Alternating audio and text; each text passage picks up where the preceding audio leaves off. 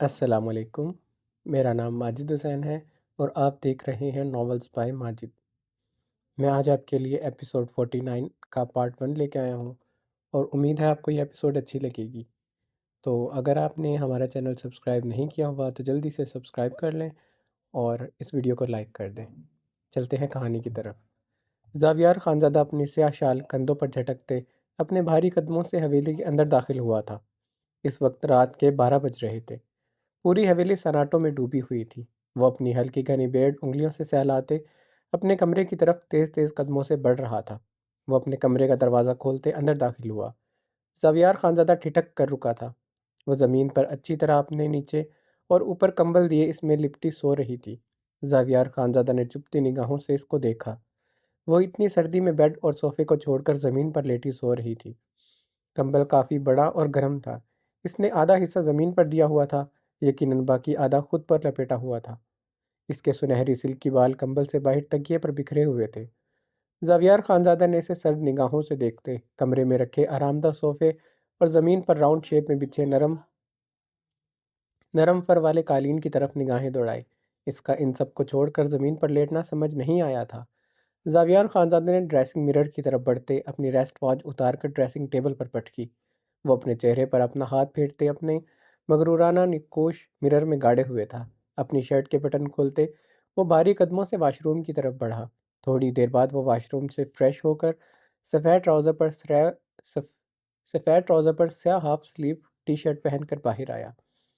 عائش کی مدھم سانسوں کا زیر و بم سنتے زاویار خانزادہ کے لب بھنچے تھے۔ وہ کل سے 1 منٹ سکون سے نہیں سویا تھا۔ اس کا سکون سے کانٹے کی اس کا سکون سے اس کا سکون اسے کانٹے کی طرح چبھا تھا۔ کل سے اس کے لفظوں کی زبان درازی نے زاویار خانزادہ کے دماغ کی تنابیں ہلا کر رکھ دی تھی۔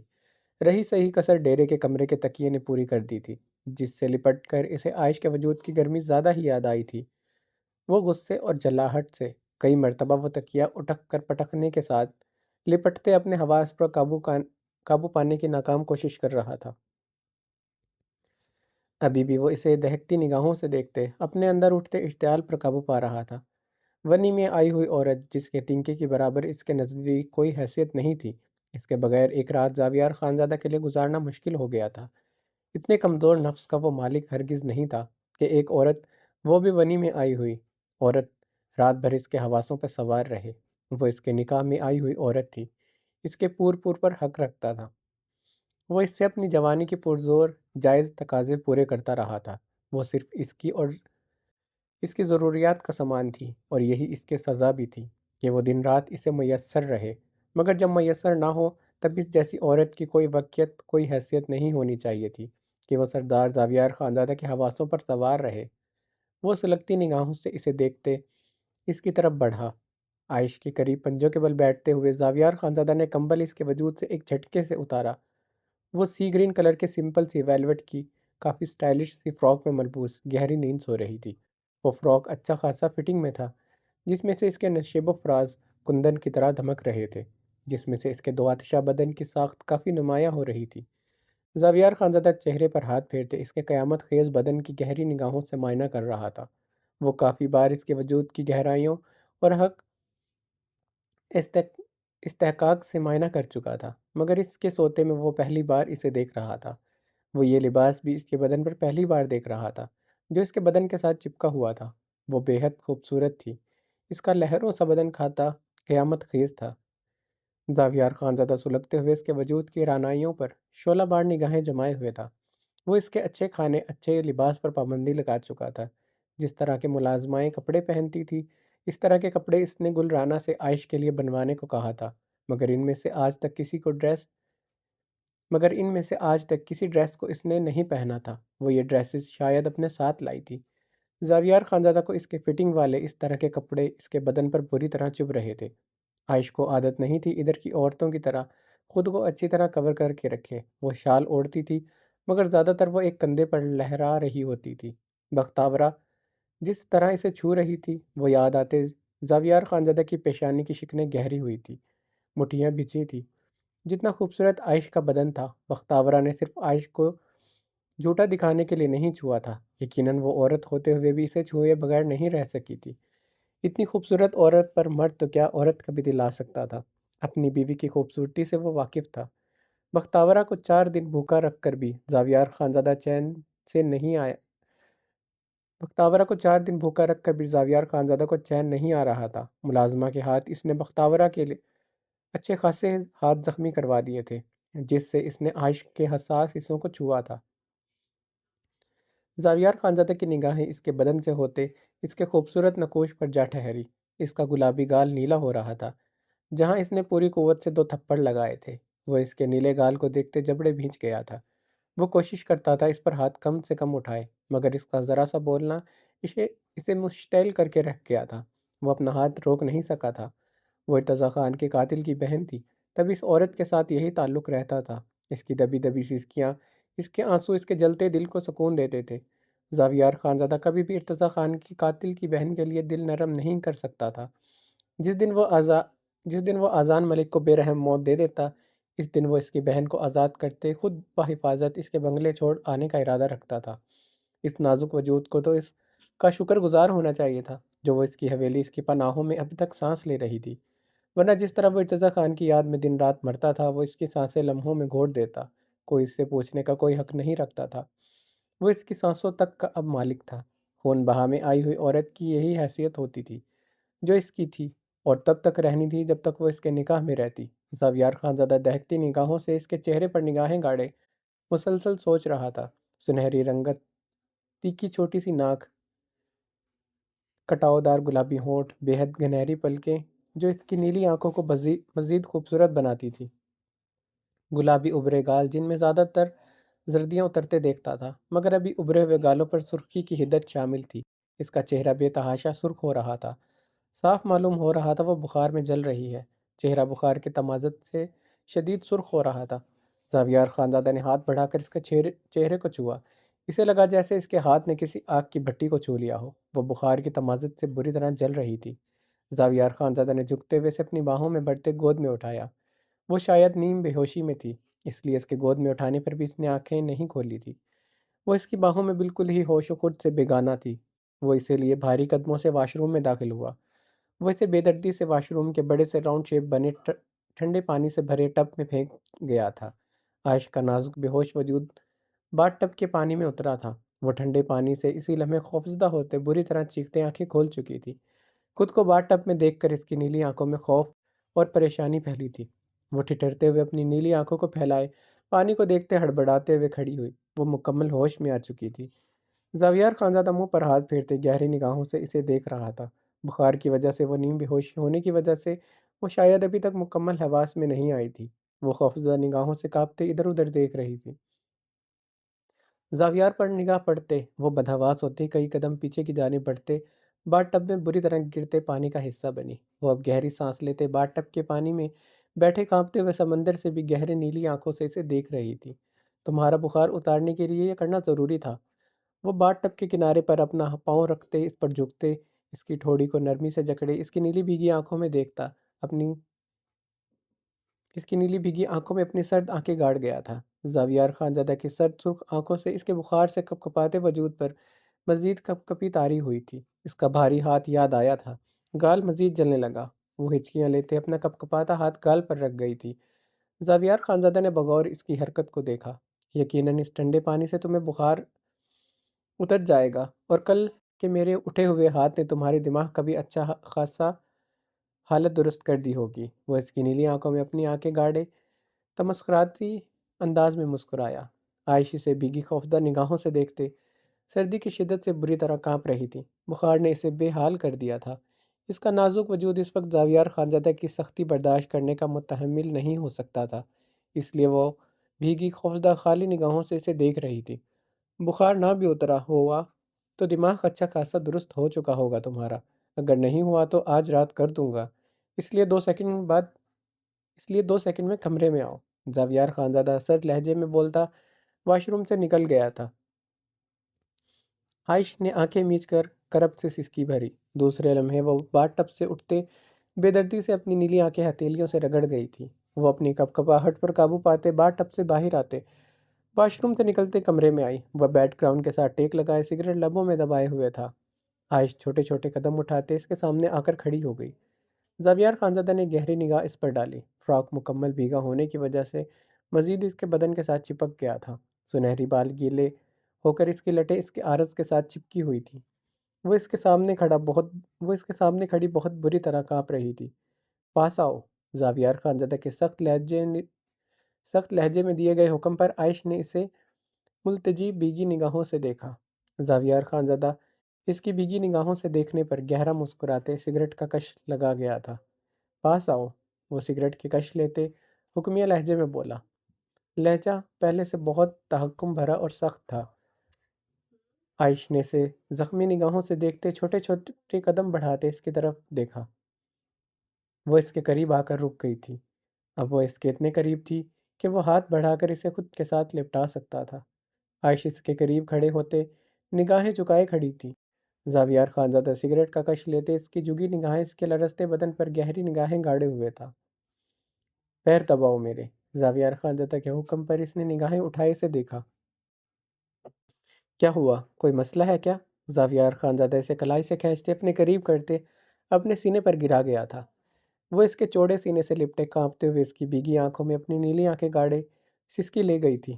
سردی لگ رہی ہے؟ زاویار خانزادہ اس کی کمر پر ایک ہاتھ لپٹتے دوسرے ہاتھ سے بہت نرمی سے اس کے نیلے گال پر رکھ گیا تھا۔ عائش نے سردی سے کپ کپاتے اس کے براؤن پرکشش آنکھوں میں اپنی نیلی آنکھیں گاڑے ہچکی لیتے اس بات میں سر ہلایا۔ ابھی گرم کر دوں گا، فکر نہ کرو۔ وہ عائش کی نیلی آنکھوں میں دیکھتے زومینی انداز میں مسکرایا۔ پلیز زاویار۔ وہ اس کی زومینی بات کا مطلب سمجھتے پرزور ہچکی لے گئی تھی۔ خون بہا میں آئی ہوئی عورت ہو تم۔ تمہیں لگتا ہے تمہاری بات میرے نزدیک اتنی حیثیت رکھتی ہے کہ میں تمہارے آرام تمہاری طبیعت کا خیال رکھوں گا؟ زاویار خانزادہ اس کے سوال پر نفی میں سر ہلاتے اس کے سینے سے لپٹے پھوٹ پھوٹ کر رو دی تھی۔ زاویار خانزادہ اس کے یوں رونے پر بری طرح مشتعل ہوا تھا۔ اس وقت تمہارا رونا سخت ناپسند ہے مجھے۔ تمہاری یہ منحوس آنسو اس وقت بہا تمہیں یہ منحوس آنسو اسی وقت بہانے ہوتے ہیں؟ زاویار خانزادہ نے غصے سے کہتے جبڑے بھینچے ہوئے کہا۔ عائش کی سسکاریوں میں مزید اضافہ ہوا تھا۔ اس کی قربت کا خوف اس کی سسکیوں میں اضافہ کر رہا تھا۔ بند کرو یہ رونا، وہ حلق کے بل گرجا۔ عائش اس کے گرج پر اسی لمحے خاموش ہوتے اس کے سینے میں شدت سے سما گئی تھی، مگر اس کا بدن مزید ہچکولے بڑھنے لگا۔ زاویار خانزادہ اسے سختی سے خود میں بھینچے اس کی نازکی اپنے چوڑے سینے پر محسوس کرتے آنکھیں موند گیا تھا۔ وہ کافی دیر سے اسے خود کے ساتھ سمائے آنکھیں موندے اس کی کمر پر اپنا ہاتھ سختی سے لپیٹے سگریٹ کے گہرے کش لے رہا تھا۔ وہ اس کے سینے سے لپٹی سردی اور اس کی قربت کے خوف سے تھر تھر کانپ رہی تھی۔ عائش کی دھڑکنیں زاویار خانزادہ کے سینے میں شدت سے بج رہی تھی۔ وہ اس کی دھڑکنوں کو اپنے سینے میں بجتا محسوس کرتے گہرا مسکراتے اس کی ٹانگوں پر اپنی ٹانگ سختی سے لپیٹ گیا تھا۔ عائش کی پرزور سسکیوں میں اضافہ ہوا۔ زاویار خانزادہ اس کی بڑھتی سسکیوں پر اس کے بالوں کو گدی سے بےحد بے دردی سے جکڑے اس کا چہرہ اپنے مقابل کر رکھ گیا تھا۔ ایک پل کے لیے زاویار خانزادہ گڑبڑا گیا۔ رونے کی وجہ سے اس کا چہرہ مزید سرخ ہو گیا تھا۔ نیلی آنکھیں گلابی اور سحر زدہ ہو گئی تھی۔ زاویار خانزادہ کی گہری نگاہیں اس کی نیلی آنکھوں میں گڑی ہوئی تھی۔ آنسو صاف کرو۔ آج کی رات ان آنکھوں سے مزید آنسو نہ بہیں۔ میں جو تمہاری حالت دیکھتے تم پر رحم کھانے کا سوچ رہا ہوں، وہ رحم بھی نہیں کھاؤں گا اور تم میری سختی برداشت نہیں کر سکو گی۔ جان سے چلی جاؤ گی۔ زاویار خانزادہ اس کی نیلی آنکھوں میں دیکھتے ہوئے بولا۔ عائش نے اس کی بات پر اسی لمحے اپنی دونوں ہتھیلیاں اپنی نیلی آنکھیں بے دردی سے رگڑتے سے دیکھا۔ وہ اس کے ایکٹ پر بلند و بانگ کہا لگا رہا تھا۔ اتنا خوف میری قربت کا میری جان۔ وہ اس کی ٹھوڑی کو نرمی سے جکڑتے اس کی آنکھوں میں دیکھتے استہزائیہ مسکرایا۔ مقابل کی بات پر بے بسی کے احساس سے عائش کی آنکھیں تیزی سے بھیگی تھی۔ آنسو نہ بہیں اب۔ وہ اسے دونوں بازوؤں سے سختی سے جکڑے ہوئے گرایا۔ زاویار خانزادہ کی گراہٹ پر اس کی نیلی آنکھیں میں چمکتے موتی ٹھہر گئے تھے۔ مقابل کی بے بسی سے زاویار خانزادہ کی مردانہ حس کو تسکین پہنچی تھی۔ کل کے بولے گئے مقابل کے لفظوں سے وہ سلگ رہا تھا۔ اب جا کر اس کے سینے میں جلتے تندور پر ٹھنڈے پانی کے چھینٹے پڑے تھے۔ دادشاہ ہو میری تم۔ وہ اسے بازو سے جکڑے اس کی آنکھوں میں دیکھتے استفسار کرتے گرایا۔ عائش کا نازک بخار کی تمادت سے کپ کپاتا بدن مزید شدت سے لرزنے لگا۔ کیا کہا تھا؟ سودا کر دو تمہارا؟ وہ اب کی بار سوال کرتے دھاڑا تھا۔ اس کی دھاڑ پر عائش کی سسکاریاں کمرے میں گونجی تھی۔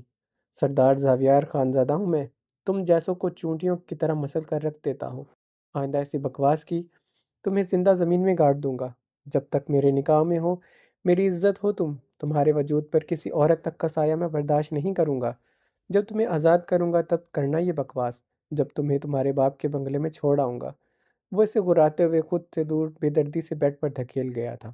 عائشہ اپنے چکراتے وجود کو سنبھالتے بیڈ سے اٹھتے ڈریسنگ روم کی جانب بڑھی۔ گیلی لباس میں وہ مزید نہیں رہ سکتی تھی۔ سیاہ نائٹی پہن کر آنا۔ زاویار خانزادہ کے حکم پر اس کا کپکپاتا ہاتھ ڈریسنگ روم کے دروازے کے لاک پر ٹھہر گیا تھا۔ اس کی پرزور ہچکی بھرتے کمرے کے سکوت میں بے چینی سے بھر گئی تھی۔ اس کی ہچکی پر زاویار خانزادہ کے مغرور نقوش تنے ہوئے تھے۔ جتنا ماتم منانا ہے اندر سے منا کرانا، خواہ میرے عتاب کا نشانہ تمہارے نازک جان پر بن جائے گی۔ زاویار خانزادہ سرد لہجے میں بولتا استہزائیہ مسکراتے سگریٹ کا گہرا کش لے رہا تھا۔ جیسا آپ کا حکم سردار زاویار خانزادہ، آپ کی باہیں آپ کی جان لیوا قربت میں سانس لینے کے لیے میرا کھل کر ماتم منانا ضروری ہے، ورنہ جان سے جاؤں گی۔ اگر جان سے چلی گئی تو آج کی رات زاویار خانزادہ کی مردانہ حس کو تسکین کون پہنچائے گا؟ بار بار خون بہا میں آئی ہوئی عورت تو آپ کے حصے میں نہیں آئے گی، جس عورت کو آپ چونٹی کی طرح مسل سکیں۔ اب کی بار مجھ جیسی عورت کو خرید کر لانا پڑے گا۔ وہ کپ کپاتے لبوں سے بھیگی آواز میں بولتے اندر داخل ہوئی تھی۔ اس کے لفظوں پر زاویار خانزادہ نے جبڑے بھینچے، بمشکل اپنے غصے پر کنٹرول کرتے خود پر قابو پایا۔ زاویار خانزادہ پیشانی پر گہرے بل ڈالے اندر آتے اس کے ماتم کو سن رہا تھا۔ وہ پچھلے 10 منٹوں سے ڈریسنگ روم میں چیخ چیخ کر رو رہی تھی۔ اس کی سسکیوں، اس کی چیخوں پر وہ بمشکل اپنے اندر اٹھتے اشتعال پر قابو پا رہا تھا۔ اس کا یوں کھل کر ماتم بنانا زاویار خانزادہ کو اچھا خاصا چبھ رہا تھا۔ وہ اپنے دہکتے انگاروں کی مانند دہک سا اٹھا تھا۔ اپنی باہوں میں اس کی خوف کی اور بے بسی سے لبریز سسکیاں اسے تسکین پہنچاتی تھی، مگر وہ اسے خاص طور پر جتا کر گئی تھی کہ وہ ماتم منائے گی، اور اب اس کا ماتم زاویار خانزادہ سے برداشت نہیں ہو رہا تھا۔ زاویار خانزادہ کو اتنا اندازہ ہو گیا تھا وہ خون بہا میں آئی ہوئی بے ضرر سی عورت ضرور تھی، مگر اس کے خون میں شرارے آج تک یہی عورت ہی دوڑا سکی تھی۔ نکاح سے پہلے بھی اور بعد میں بھی اسی عورت نے زاویار خانزادہ کے دماغ کے تنابے ہلاتے اس کا خون بھڑکا کر رکھ دیا تھا۔ باہر آؤ، وہ سائڈ ٹیبل کا لیمپ اٹھائے ڈریسنگ روم کے بند دروازے پر مارتا حلق کے بل دھاڑا تھا۔ ضبط کا پیمانہ لبریز ہوا تھا۔ وہ مزید اس عورت پر رحم کھانے کا ارادہ نہیں رکھتا تھا۔ عائشہ اس کی دھاڑ پر نائٹی ہاتھ میں پکڑے کبڈ کے ساتھ لگے اپنی گیلی فراک کے سائڈ زپ نیچے کرتی کھسکا گئی تھی۔ وہ آنکھیں موندے کرب سے اپنی فراق زمین بوس کر گئی تھی۔ وہ آنکھیں موندے کپ کپاتے ہاتھوں سے وہ نائٹی پہننے لگی۔ کبڈ میں رکھا اس پر سلک کا سیاہ پیروں تک آتا گاؤن پہنتے ہوئے بھی اس نے آئینے میں خود پر ایک بار بھی نظر نہیں ڈالی۔ وہ کبھی کبھی خود کو زاویار خانزادہ کی پسندیدگی میں ڈھلے نہیں دیکھ سکتی تھی، پھر چاہے وہ نائٹی ہو یا پورے پردے میں لپٹا اس کا وجود۔ وہ اپنی آنکھوں کو بے دردی سے صاف کرتے اپنے نم بالوں میں ڈریسنگ روم میں رکھا زاویار خانزادہ کا ڈرائر اپنے بالوں میں چلانے لگی۔ زاویار خانزادہ کی یہ واحد قیمتی چیز عیاشی تھی جسے وہ استعمال کرتی تھی۔ اپنے بالوں سے وہ بے حد محبت کرتی تھی۔ قیمتی شیمپو، امپورٹڈ آئل وہ اب استعمال نہیں کر سکتی تھی، مگر گل رانا سے وہ سستا اچھا شیمپو منگوا کر واش روم میں رکھ چکی تھی۔ وہ صابن سے اپنے بال نہیں دھو سکتی تھی۔ وہ اپنے سلکی بالوں میں اچھی طرح برش کیے ڈریسنگ روم سے نکلتے زاویار خانزادہ کے سامنے آن کھڑی ہوئی۔ زاویار خانزادہ نے سگریٹ کا گہرا کش لیتے اس پر گہری نگاہ ڈالے خود پر بمشکل قابو پایا۔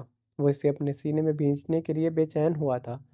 اوپن سیاہ گاؤن کے اندر دکھائی دیتی شارٹ سی نائٹی غضب ڈھا رہی تھی۔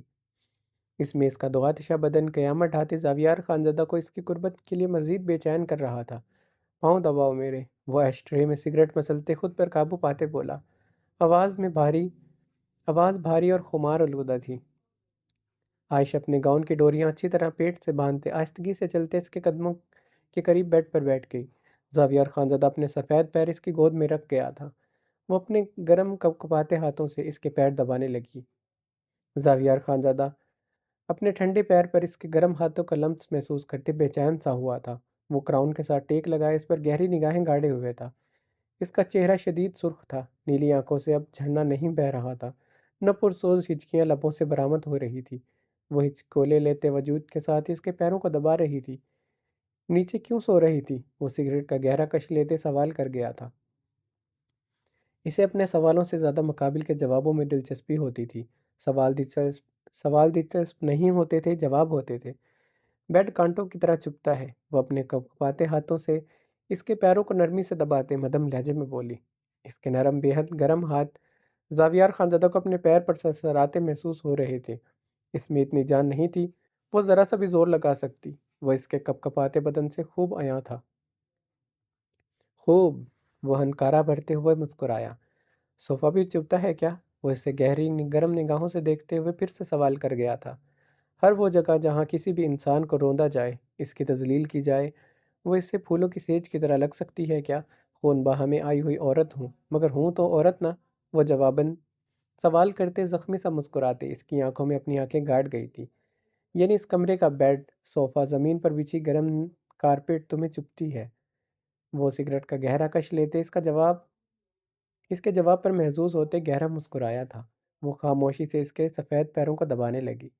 کیا خیال ہے، پھر آج کی رات اس کمرے کی ٹھنڈی زمین پر تم پر اپنی شدتیں ڈھاتے تمہارے لیے اس کمرے کا ہر حصہ کانٹوں جیسا نہ بنا دوں؟ زاویار خانزادہ سگریٹ کا دھواں لبوں سے خارج کرتے اس پر گہری گرم نگاہ جما گیا تھا۔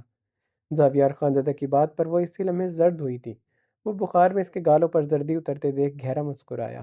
عائشہ اپنے کپکپاتے بدن پر قابو پائے اپنے نرم ہاتھوں کا دباؤ اس کے پیروں پر بڑھانے لگی۔ کمرے میں گہری خاموشی چھائی ہوئی تھی۔ زاویار خانزادہ اس پر اپنی گہری نگاہیں گاڑے ہوئے تھا۔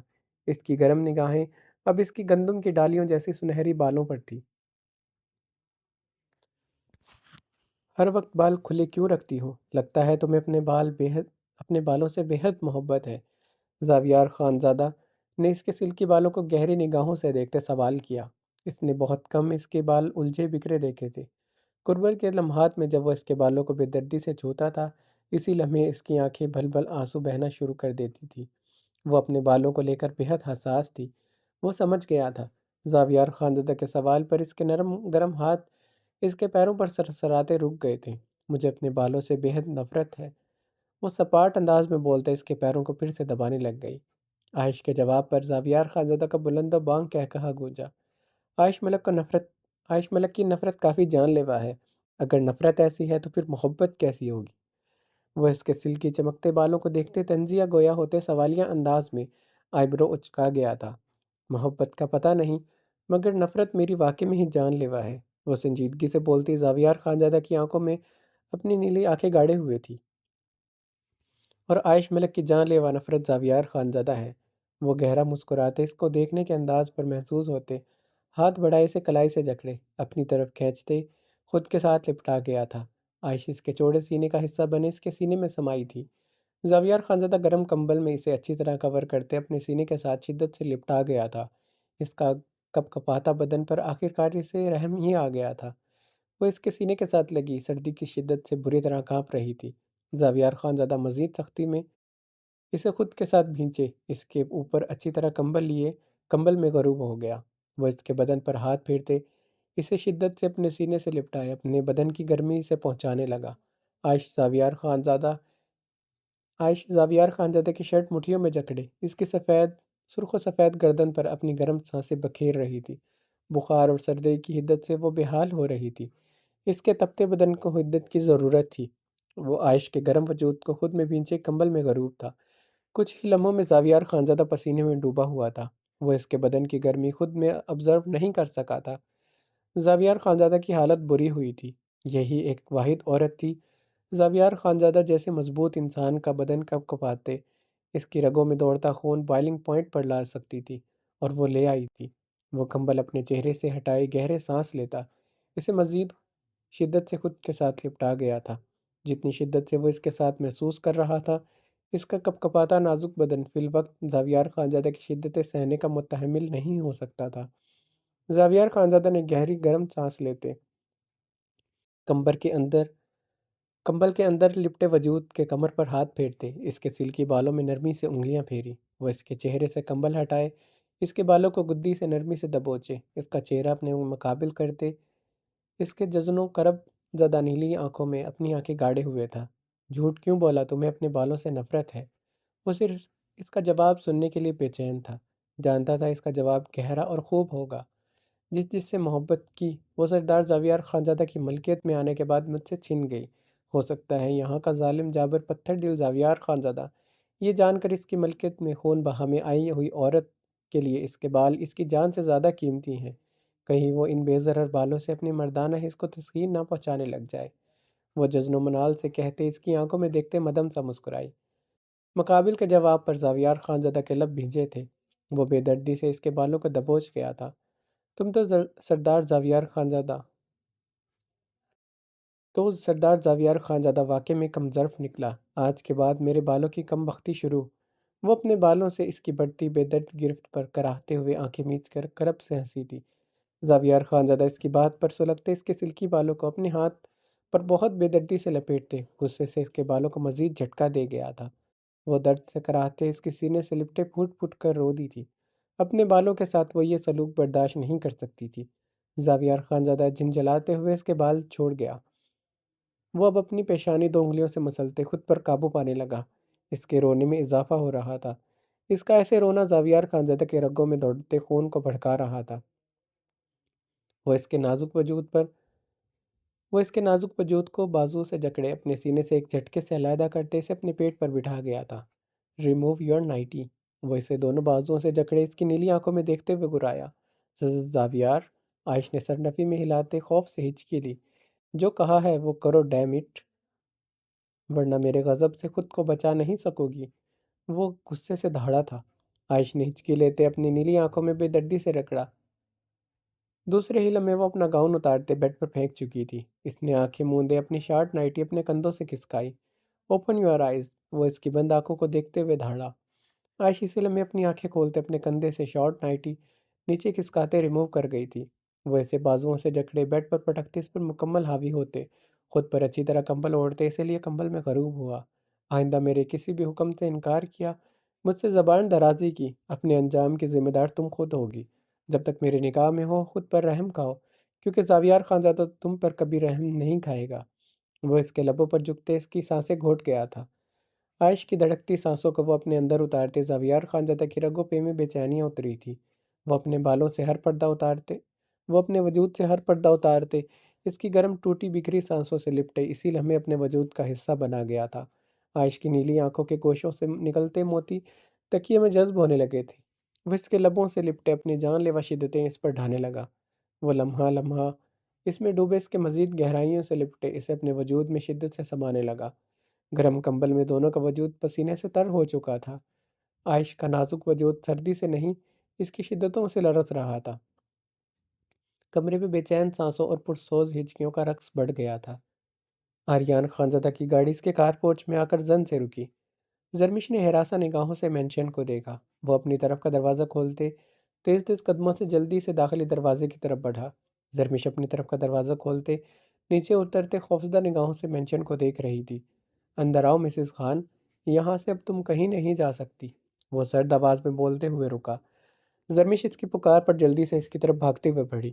آریان خانزادہ اس کی بدحواسیوں پر گہر بار نگاہیں ڈالتا بھاری لکڑی کا دروازہ کھولتے اندر داخل ہوا۔ زرمش ابھی بھی بھاگتے ہوئے اس بلڈ تھرسٹ بیسٹ کے قدموں کا ساتھ دینے کی کوشش کرنے لگی۔ لاؤنج تک جاتا کوریڈور کافی طویل تھا۔ وہ بھاگتے ہوئے اس کے پیچھے بڑھ رہی تھی۔ آریان خانزادہ کے قدم سیکرٹ روم کی طرف جاتے رکے تھے۔ اگر رشنا خانے سے دیکھ لیتی تو اس کی آنکھوں میں امید جگمگا جاتی۔ اب اسے ذرا بھی دیر ہو جاتی تو وہ شاید اپنی سانسوں کو کھو دیتی، اور تب تک اس کے سامنے نہیں جا سکتا تھا جب تک وہ یہ چابی نہ ڈھونڈ لیتا۔ آریان خانزادہ تیز تیز قدموں سے اپنے کمرے کی جانب بڑھا۔ اسے کمرے کی طرف بڑھتے دیکھ زرمش کے قدم رکے تھے۔ آریان خانزادہ نے پلٹ کر خونخوار نگاہ اس پر ڈالی۔ زرمش کی خونخوار نگاہ پر پھر سے بھاگتے ہوئے اس کی طرف بڑھی۔ اسے کمرے میں داخل ہوتے دیکھ زرمش کی سانسیں سینے میں دبتے خاموش ہوئی تھی۔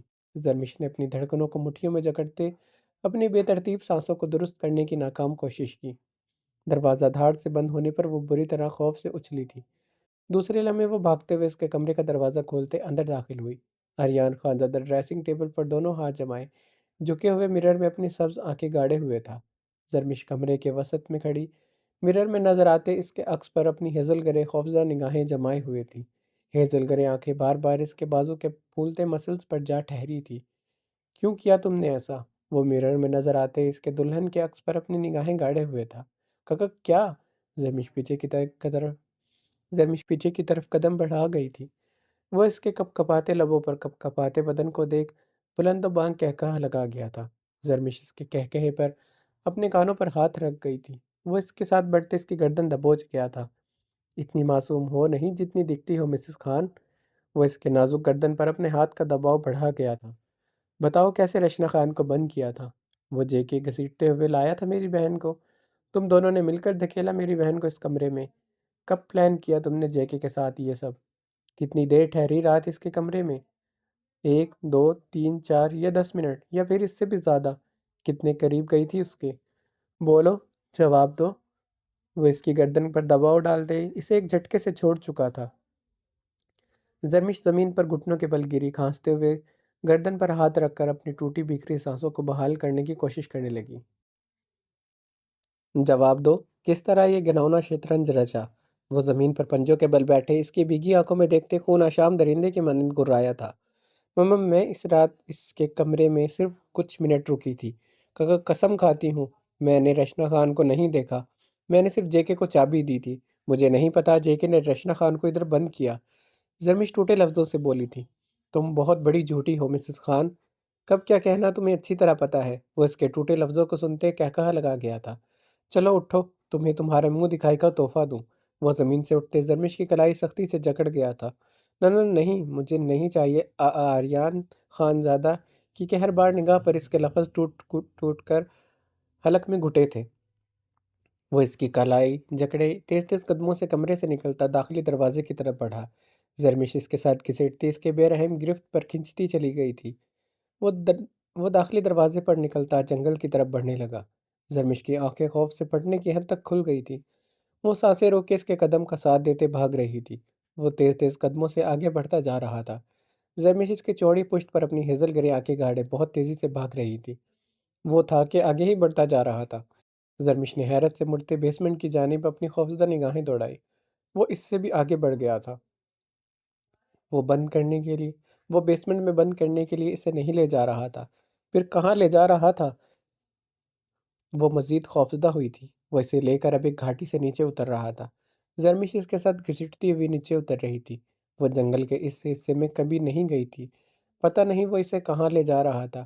وہ مسلسل اس کی چوڑی پشت پر نگاہیں جمائے سوچ رہی تھی۔ وہ اسی لیے گھاٹی سے نیچے اترا۔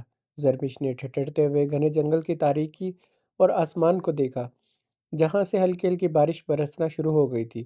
وہ کپ کپاتے ہوئے اس کے ساتھ گھسیٹتے ہوئے آگے بڑھ رہی تھی۔ وہ اس کے نازک وجود پر ایک قہربار نگاہ بے دردی سے ڈالے اسے آگے دھکیل گیا تھا۔ زرمش اس قبر پر گری اور چیخ اٹھی، کبیر خان، سن وفات 2 اکتوبر 2004۔ وہ پنجوں کے بل بیٹھے زرمش پر نگاہیں گاڑ گیا تھا۔ زرمش اس کی وحشت بھری سبز آنکھوں میں دیکھتے پیچھے کو کھسکتے اپنے لبوں پر ہاتھ جمائے اپنی چیخ روک گئی تھی۔ اس کے سلکی بال اس کی پیشانی پر بکھرے تھے۔ اس کی سبز آنکھیں خون برسا رہی تھی۔ بال اور سینڈو نم تھی۔ پتہ نہیں وہ اب ہلکی بوندا باندی سے نم تھے یا بلڈ تھرسٹ بیسٹ کے پسینے سے۔ وہ سمجھ نہیں پائی تھی، مگر اسے بلڈ تھرسٹ بیسٹ سے زیادہ اس جگہ سے وحشت آ رہی تھی۔ وہ اس کے کلائی جکڑے اسے اٹھائے آگے بڑھ گیا۔ وہ اسے ایک اور قبر پر بے دردی سے پھینک گیا تھا۔ زرمش اس قبر پر لپٹے اب چیخی تھی، اشال فارس خان، سن وفات 2 اکتوبر 2004۔ وہ پنجوں کے بل بیٹھے اس کی ہراساں پھٹی پھٹی آنکھوں میں اپنی آنکھیں گاڑے ہوئے تھا۔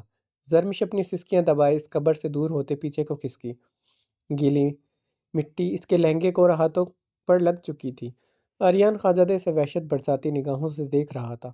وہ پھر سے زمین سے اٹھتے اس کی کلائی جکڑے ایک اور قبر کی طرف بڑھا۔ زرمش اس قبر سے لپٹے بری طرح رو پڑی تھی۔ فارس کبیر خان، سن وفات 2 اکتوبر 2004۔ وہ اس کی طرف بڑھتے پنجوں کے بل بیٹھتے اس کی ہراساں آنکھوں میں جھانکنے لگا۔ زرمش بھی اپنی دھڑکنوں کو جکڑے خوف سے چیخی تھی۔ وہ اس کی کلائی جکڑے اسی لیے ایک اور قبر کی طرف بڑھا۔ وہ پھر سے ایک اور قبر پر اسے پھینک چکا تھا۔ وہ اس قبر سے لپٹی چیخ چیخ کر رو دی تھی۔ وہ ایک چھوٹے سے بچے کی قبر تھی۔ فارس خان کا لخت جگر، سن وفات 2 اکتوبر 2004۔ آریان خانزادہ اپنے بال مٹھیوں سے نوچتے آسمان کی طرف دیکھتے اونچا اونچا روتے ہوئے چیخ رہا تھا۔ زرمش پیچھے کو ہوتے اپنے لبوں پر مٹی سے لتڑے ہاتھ جمائے بلڈ تھرسٹ بیسٹ کو یوں چیختے ہوئے اور روتے ہوئے دیکھ رہی تھی۔ اب یہاں پر ایک اور قبر بنے گی جہاں لکھا ہوگا رشنا خان۔ وہ اپنے بال مٹھیوں میں جکڑے ہذیانی چیخا تھا، اور وہ قبر بھی کھودے گا یہ گورگن؟ وہ اب آسمان میں دیکھتے یکدم کہے لگانے لگا۔